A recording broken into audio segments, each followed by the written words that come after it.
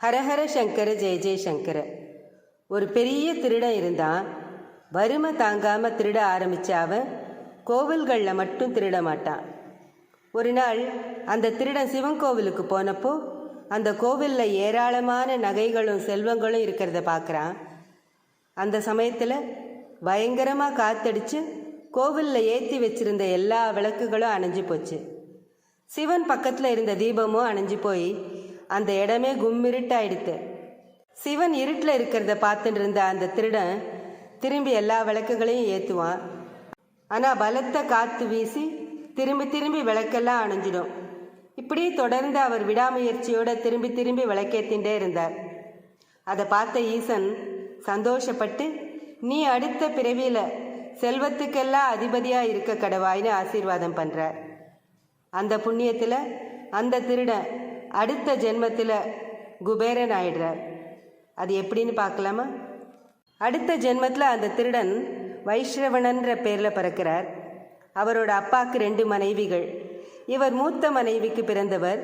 2வது மனைவிக்கு பிறந்தவர் தான் ராவணன், கும்பகர்ணன், விபீஷணன், சூர்பனகை. ஆரம்பத்தில் வைஷ்ரவணன் தான் இலங்கையை ஆண்டுன்றிருந்தார். ராவணன் தவம் பண்ணி நிறைய வரங்கள் கிடைச்சதுக்கப்புறம் வைஷ்ரவணனை தோற்கடித்து ஆட்சியை அபகரிச்சுக்கிறார்.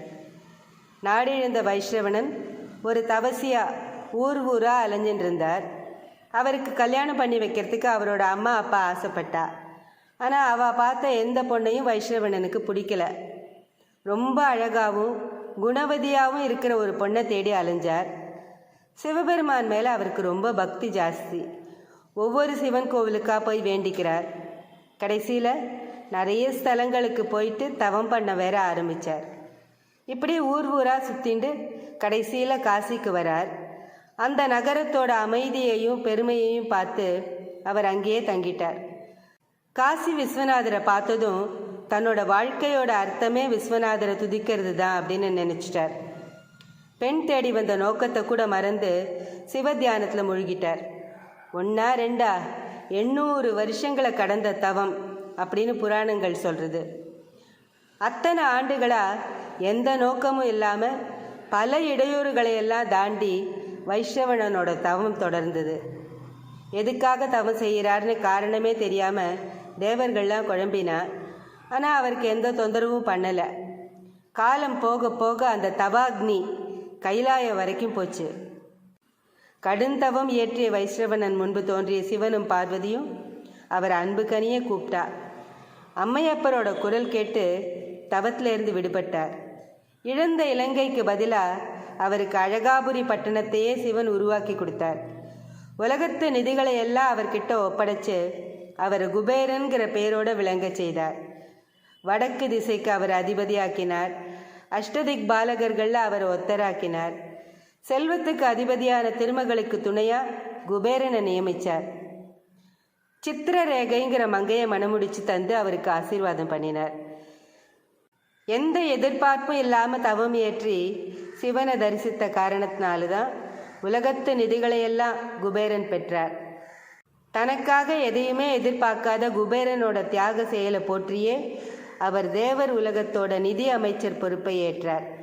அது மட்டுமா, காக்கும் கடவுளான திருமாலோட அம்சமான வெங்கடாஜலபதிக்கே கடனும் கொடுத்துருக்கார்.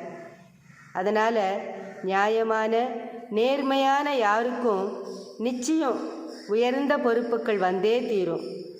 காலம் தாழ்ந்து நடைபெற்றாலும் கட்டாயம் தன்னலம் கருதாத பண்பாளர்களுக்கு சிறப்புகள் வந்தே தீரும். இதை தான் இந்த குபேரனோட கதை நமக்கு உணர்த்துறது.